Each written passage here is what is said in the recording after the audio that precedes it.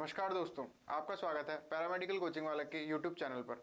आज अपन पढ़ने वाले हैं हेमेटोलॉजी और ब्लड बैंक का एक मोस्ट इंपॉर्टेंट टॉपिक, मतलब बहुत ही इंपॉर्टेंट और अच्छा टॉपिक है, जो कि क्या है मतलब नॉलेज बिल्डअप करने के लिए एक अच्छा टॉपिक है। ठीक है, क्या है आज का अपना टॉपिक? आज का अपना टॉपिक है बेटा हेमोलिटिक डिजीज ऑफ न्यूबॉर्न। मतलब ये वाइवा में या फिर शॉर्ट आंसर क्वेश्चन में भी काफ़ी बार पूछा जाता है और मतलब क्या है थोड़ा सा अनयूजुअल टॉपिक है। जनरली मतलब बच्चों को पता नहीं होता, तो फिर पता होता तो थोड़ा बहुत पता होता। आज अपन इसको पूरा डिटेल में पढ़ेंगे। ठीक है, जानेंगे कि हेमोलिटिक डिजीज ऑफ न्यूबॉर्न होता क्या है। ठीक है, तो अपन पढ़ते हैं हेमोलिटिक डिजीज ऑफ न्यूबॉर्न। ठीक है, नाम पहले सबसे पहले कोई भी आप टॉपिक या कोई भी आप चीज़ पढ़ो ना, तो उसका नाम देखना क्या है। Haemolytic haemolytic disease of newborn, disease of newborn. ठीक है, हेमोलिटिक डिजीज ऑफ न्यूबॉर्न। अब इसका जो इस डिजीज का जो नाम है, डिजीज मतलब बीमारी है सर। ये जो हेमोलिटिक डिजीज ऑफ न्यूबॉर्न है, इसको शॉर्ट में क्या बोलते हैं बेटा? एचडीएन बोलते हैं। ठीक है, क्या बोलते हैं इसको शॉर्ट में? सर एचडीएन। इसका शॉर्ट क्या हो जाएगा बेटा? एचडीएन। ठीक है, और क्या बोलते हैं इसको? इसको और क्या बोलते हैं बेटा? Erythroblastosis fetalis. Erythroblastosis fetalis. ठीक है, ये मैंने आपको क्या बता दिया कि सर इसका एक और नाम है एरिथ्रोब्लास्टोसिस फीटालिस और एचडीएन इसका नाम है। ठीक है, अब मैं आपको थोड़ा सा ब्रीफ में इसको यहाँ पे समझाता हूँ। सबसे पहले अपन इसका क्या है, ये जो इसका नाम है इसको ब्रेक करके समझते हैं कि सर क्या क्या लिखा हुआ है इसमें। सर इसमें एक वर्ड लिखा हुआ है सबसे पहले हीमोलिटिक। हीमोलिटिक का मतलब क्या है कि आरबीसी का लाइसिस होना। ठीक है, बहुत ध्यान से समझना कि सर आरबीसी लाइसिस, आरबीसी का लाइसिस होने को अपन क्या बोलते हैं बेटा? हेमोलिटिक। डिजीज क्या है कि सर आरबीसी के लाइसिस होने की बीमारी। ठीक है, ऐसी बीमारी जिसमें आरबीसी लाइसिस हो रही है। ठीक है, ये क्या है सर? बीमारी है, डिजीज है। ये तो सबको बताइए कि सर डिजीज है, बीमारी है। उसके बाद क्या है सर? न्यूबॉर्न। न्यूबॉर्न का मतलब क्या होता है बेटा? न्यूबॉर्न का मतलब होता है नवजात, जो बच्चा जस्ट अभी बॉर्न हुआ है। ठीक है, इसका मतलब क्या है कि सर जो अभी बेबी जस्ट बॉर्न हुआ है। ठीक है, अभी मतलब जस्ट बॉर्न हुआ है, इसको इन्फेंट भी बोल सकते हैं। न्यूबॉर्न को इन्फेंट भी हो सकता है, या फिर जो जस्ट अभी जो कि पैदा हुआ है उसकी डिजीज़ है, उसको बोल रहे हैं अपन हेमोलिटिक डिजीज ऑफ न्यूबॉर्न। तो क्या समझ में आया सर नाम से? हेमोलिसिस का मतलब क्या था सर कि सर जो अपना न्यूबॉर्न है उसकी जो आरबीसी हैं उनका लाइसिस हो रहा है। ऐसी बीमारी जिसमें आरबीसी का लाइसिस हो रहा है। अब ठीक है, नाम से समझ में आ गया कि sir haemolytic disease of newborn का मतलब क्या है कि सर ये एक ऐसी बीमारी है जिसमें न्यूबॉर्न की आरबीसी लाइसिस हो रही है। ठीक है, आ गया इतना समझ में। अब यहाँ से आगे कि सर इसका कारण क्या है, क्यों लाइसिस हो रही है, और इसको और क्या बोलते हैं? Erythroblastosis fetalis. सर इसको एरिथ्रोब्लास्टोसिस फीटालिस क्यों बोलते हैं, ये भी अपन इसमें देखेंगे। ठीक है, तो मैं यहाँ पे थोड़ा सा ब्रीफ में आपको एक छोटा सा डायग्राम बना के समझाता हूँ, सब लोग ध्यान से देखना।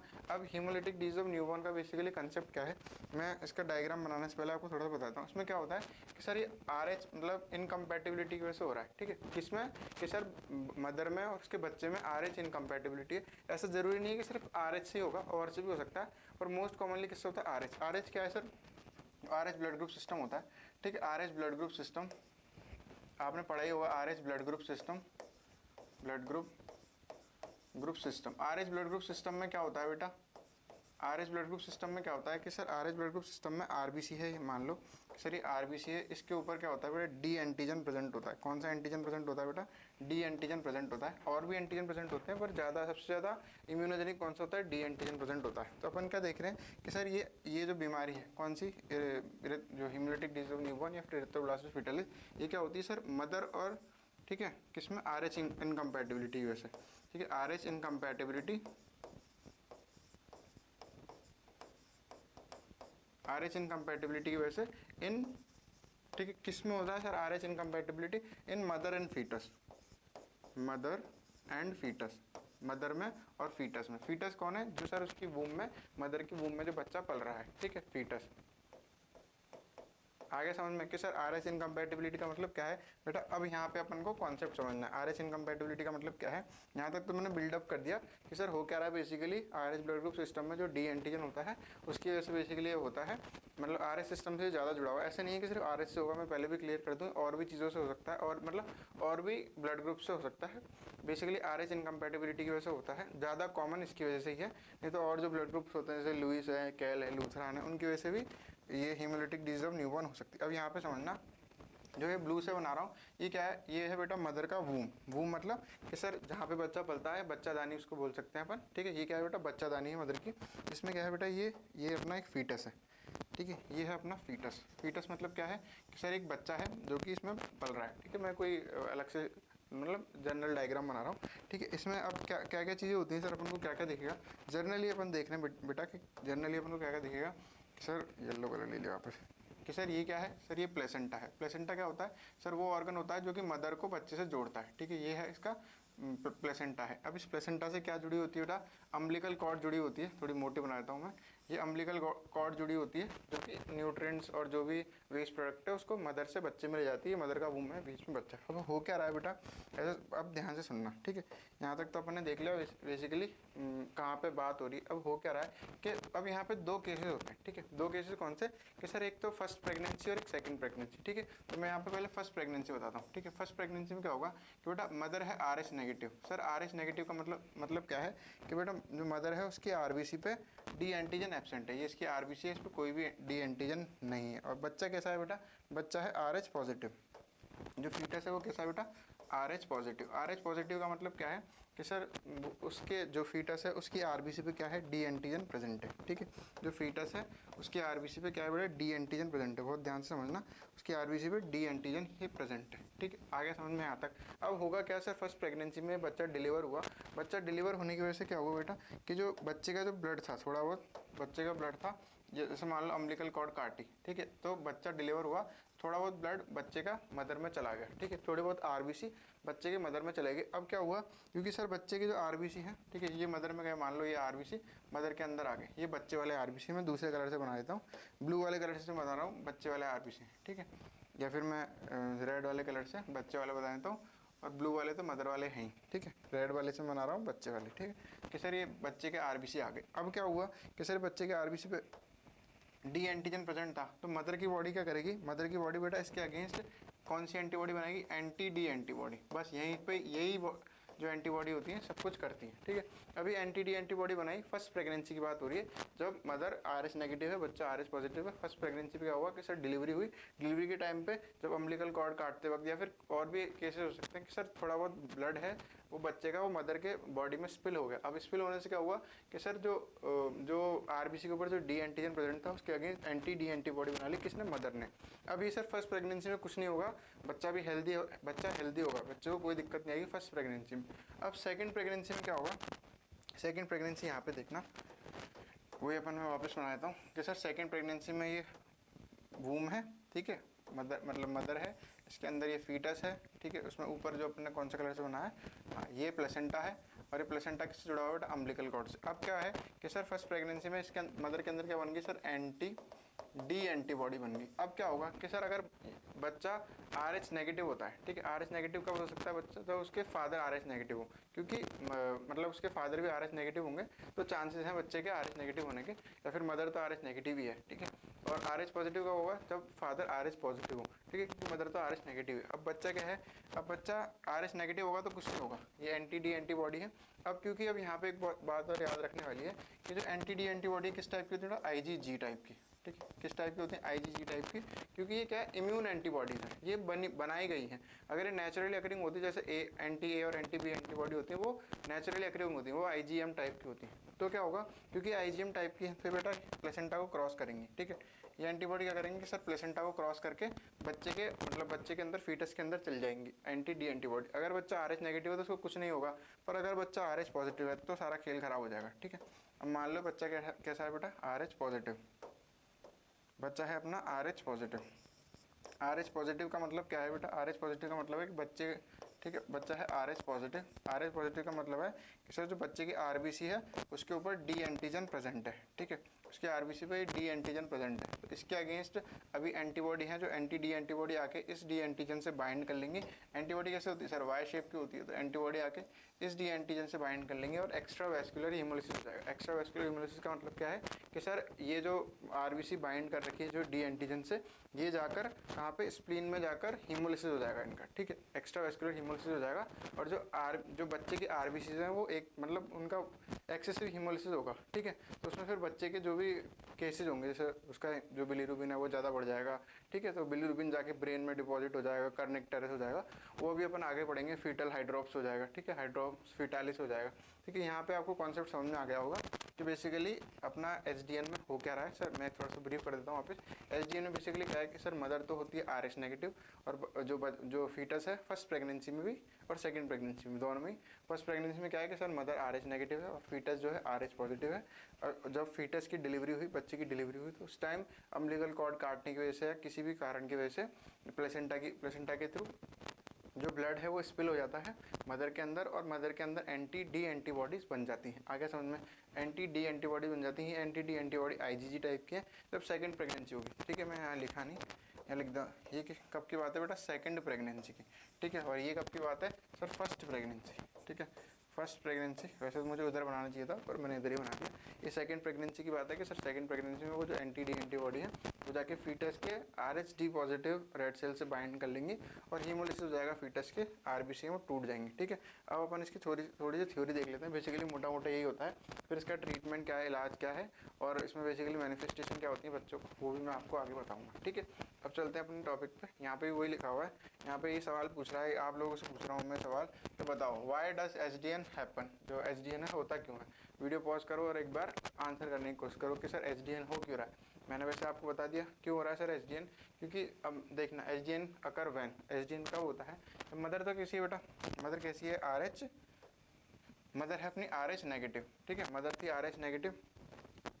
इसमें कंफ्यूज मत होना कौन RH नेगेटिव है कौन RH पॉजिटिव। जब नेगेटिव होगी जब भी वो एंटीबॉडी बनाएगी। नेगेटिव का मतलब क्या है कि सर उसकी RBC पे डी एंटीजन एब्सेंट है। तो जब बच्चे की RBC आएगी जिस पे डी एंटीजन प्रेजेंट होगा तो वो डी एंटीजन मदर के लिए फॉरेन होगा, बाहर की चीज़ होगी, तो उसके अगेंस्ट मदर की बॉडी एंटी-डी एंटीबॉडी बनाएगी। ठीक है, तो बेबी कैसा होगा बेटा? RH पॉजिटिव होगा। ठीक है, mother immune system gets expose to baby's RH, जो उसके ब्लड है उससे कैसे हो रहा है सर? एक्सपोज कैसे हो रहा है? यहाँ पे लिखा हुआ है कि जो मदर का जो बेबी का जो ब्लड है वो मदर के मतलब जो मदर है वो एक्सपोज हो रही है। एक्सपोज का मतलब है कि सर वो उसके कांटेक्ट में आ रही है। मदर है बेबी के RH पॉजिटिव ब्लड के साथ कांटेक्ट में आ रही है। कैसे?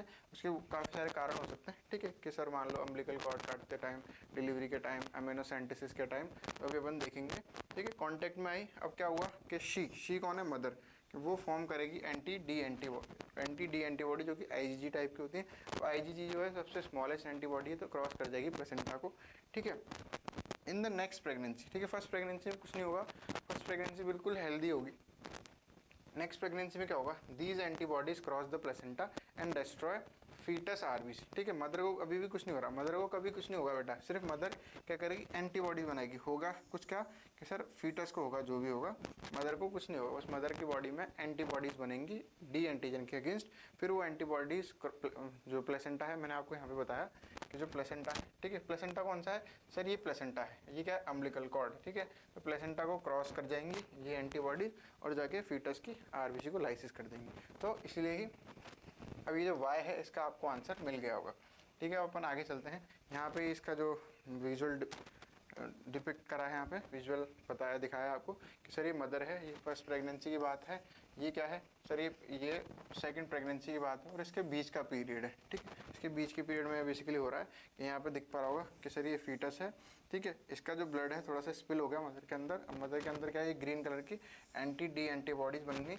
अभी एंटी-डी एंटीबॉडी जैसे सेकंड प्रेगनेंसी हुई तो ये प्लेसेंटा को क्रॉस करके उस फीटस को मार देंगे। ठीक है, सेकंड जो उसके बाद क्या है कि sir second RH positive fetus हुआ।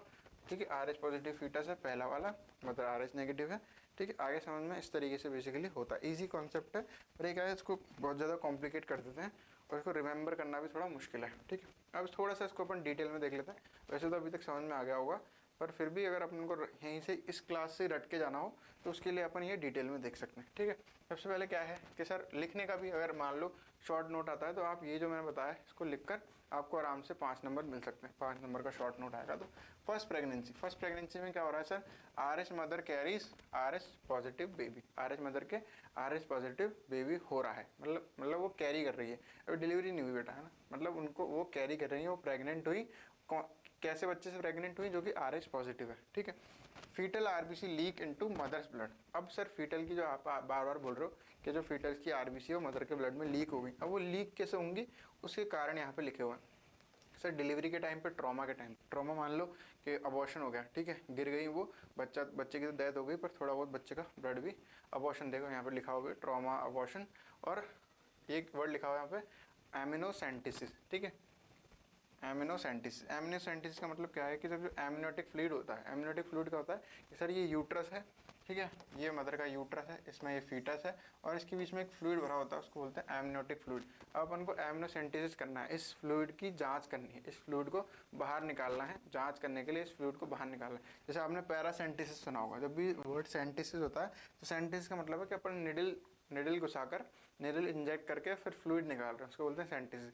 जैसे पैरासेंटिसिस तो पेरिकार्डियल फ्लूइड निकालते हैं, ठीक है, उस टाइप से एमिनोसेंटिसिस एमनियोटिक फ्लूइड निकाल रहे हैं। मदर बिकम सेंसिटाइज, सेंसिटाइज का मतलब क्या है कि अब वो एंटीबॉडी फॉर्म कर लेगी किसके अगेंस्ट, जो एंटी डी एंटीबॉडीज होती हैं आईजीजी टाइप की, वो फॉर्म कर लेगी, ठीक है। सब्सटीक्वेंट प्रेगनेंसी, अब सब्सटीक्वेंट प्रेगनेंसी उसके नेक्स्ट वाली प्रेगनेंसी में, मान लो ये बच्चा हुआ, उसके बाद वो 2 साल रुके मदर, जैसे मान लो मदर का अभी पहला बच्चा हुआ, फिर उसके बाद वो 2 साल रुकी, तो आप ये बोलोगे कि सर 2 साल में ये जो एंटीबॉडीज है ये खत्म नहीं, बेटा इनकी मेमोरी, जब भी एंटीबॉडी बनती है तो उसकी मेमोरी सेल्स भी बन जाती है, ठीक है, जो कि प्लाज्मा सेल होती है वो डिवाइड होती है, फिर मेमोरी सेल्स बनाती है, एंटीबॉडी बनाती है, ठीक है, तो मेमोरी सेल्स और मेमोरी एंटीबॉडीज बन जाती हैं इन नेक्स्ट बेबी।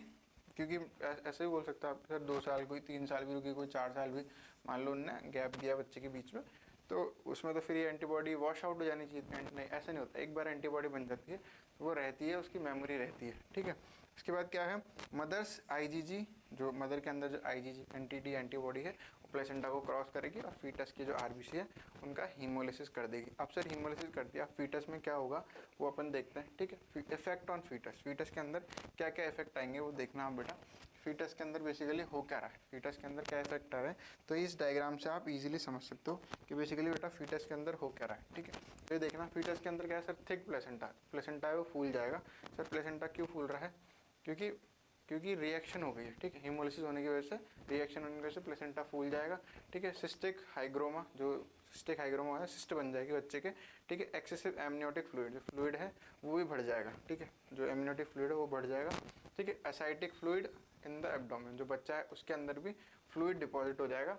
यूट्रस, ये तो यूट्रस अपन को दिखाई रखी सर, ये यूट्रस है, ये बीच में फीटस है, ठीक है। और स्किन इडेमा मतलब उसकी जो स्किन है उसमें भी इडेमा हो जाएगा, इन्फ्लामेशन बोल सकते हैं, इडेमा बोल सकते हैं। इडेमा मतलब बेसिकली क्या है सर, फ्लूइड का डिपॉजिट हो जाना, उसकी स्किन में फ्लूइड डिपॉजिट हो जाएंगे तो इडेमा हो जाएगा, ठीक है। यहाँ पे देख लो एक बार, यहाँ पे भी वही चीज़ें लिख रही हैं।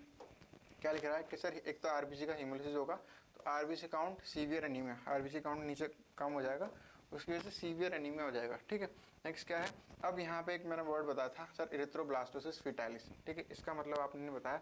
अब इरिथ्रोब्लास्ट का मतलब क्या होता है बेटा, इरिथ्रोब्लास्ट का मतलब होता है जो इमेच्योर आरबीसी होती है उनको अपन इरिथ्रोब्लास्ट बोलते हैं। फीटालिस मतलब, इरिथ्रोब्लास्टोसिस मतलब कि सर इरिथ्रोब्लास्ट का नंबर बढ़ना, ठीक है, उसको बोलते हैं अपन इरिथ्रोब्लास्टोसिस। और फीटालिस मतलब फीटस के अंदर, ठीक है।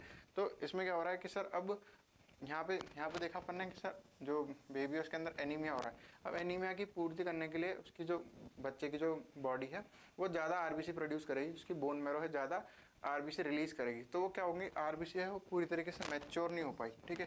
वो इमेच्योर आरबीसी ही उसने रिलीज कर दी, क्योंकि ऑक्सीजन की सप्लाई करनी थी बॉडी में, आरबीसी की ज़रूरत है ऑक्सीजन की सप्लाई करने के लिए। सीवियर एनीमिया हुआ है तो बोन मैरो क्या करेगी, जल्दी से सारी जो इमेच्योर आरबीसी है उनको भी रिलीज कर देगी, पूरी तरीके से मेच्योर होने का टाइम भी नहीं मिलेगा, जिन्हें अपन बोलते हैं इरिथ्रोब्लास्ट, ठीक है। Bone marrow release immature RBC to compensate, ठीक है, यहाँ पे लिखा हुआ है कंपनसेट मतलब पूर्ति करना, ठीक है।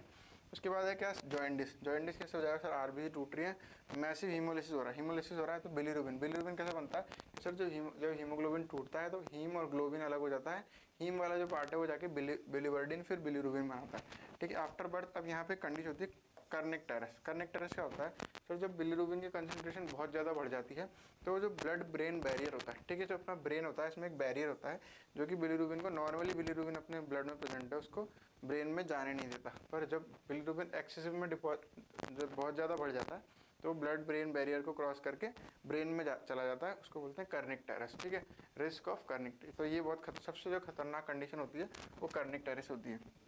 और हाइड्रोप्स फिटालिस भी इसकी सीवियर फॉर्म है, इडेमा हो जाएगा, heart failure, fluid in abdomen chest and can lead to intrauterine death. Intrauterine death मतलब कि सर वो जो उसकी यूट्रस है उसी में ही डेथ हो जाएगी बच्चे की, ठीक है, बच्चे की यूट्रस में ही डेथ हो जाएगी। तो ये सारे इफेक्ट हो सकते हैं, ठीक है। उसके बाद लैब फाइंडिंग क्या होगी कि सर इनडायरेक्ट कोम्स टेस्ट। अब दो चीज़ें, मदर के अंदर और बेबी के अंदर। मदर के अंदर तो अपन, क्योंकि मदर के अंदर तो फ्रीली मूव कर रही हैं, मतलब आरबीसी से अटैच नहीं है, नॉर्मली सीरम में प्रेजेंट है। सीरम में प्रेजेंट है कौन सी एंटीबॉडी, एंटी डी एंटीबॉडी। तो अपन इनडायरेक्ट कोम टेस्ट करेंगे और बच्चे में डायरेक्ट कोम टेस्ट करेंगे, क्योंकि आरबीसी है, उस आरबीसी के ऊपर ये डी एंटीजन प्रेजेंट है, उससे ही एंटीबॉडी बाइंड कर ली। तो इसलिए इसके लिए अपन डायरेक्ट कोम टेस्ट करेंगे, ठीक है। Detect antibody bound to the RBC, ठीक है, आरबीसी से एंटीबॉडी उसको बाउंड है उसको डिटेक्ट करेगी। डिटेक्ट एंटी डी एंटीबॉडी इन मदर सीरम, मदर के सीरम में जो एंटी डी एंटीबॉडी है उसको डिटेक्ट करेंगे। अगर आपने कूम्स टेस्ट सही से पढ़ा होगा तो आप इसको और क्लियरली समझ पाओगे, ठीक है। नेक्स्ट चलते हैं बेटा अपन कि सर इसके प्रिवेंशन बहुत इंपॉर्टेंट है। प्रिवेंशन में कुछ नहीं है बेटा, अपन एंटी डी एंटीबॉडी देते हैं किसके अगेंस्ट, ठीक है। यहाँ पे देखना कि सर अपन क्या कर रहे हैं, एंटी डी इम्यूनोग्लोबुलिन्स दे रहे हैं, एंटी डी एंटीबॉडीज दे रहे हैं। कि सर एंटी डी एंटीबॉडी तो मदर के अंदर बनी रही है, तो फिर अपन एंटी डी एंटीबॉडी क्यों दे रहे हैं। तो ये बहुत इंपॉर्टेंट सा कॉन्सेप्ट है, इसको आपको यहाँ समझ में आएगा कि सर एंटी डी एंटीबॉडी अपन कब दे रहे हैं।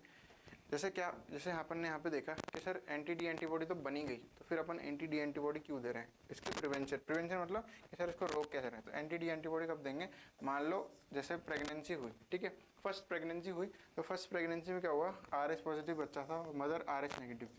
बच्चा आरएच पॉजिटिव हो या नहीं हो, मदर आरएच नेगेटिव होगी, तो अपन उसको क्या करेंगे, एंटी डी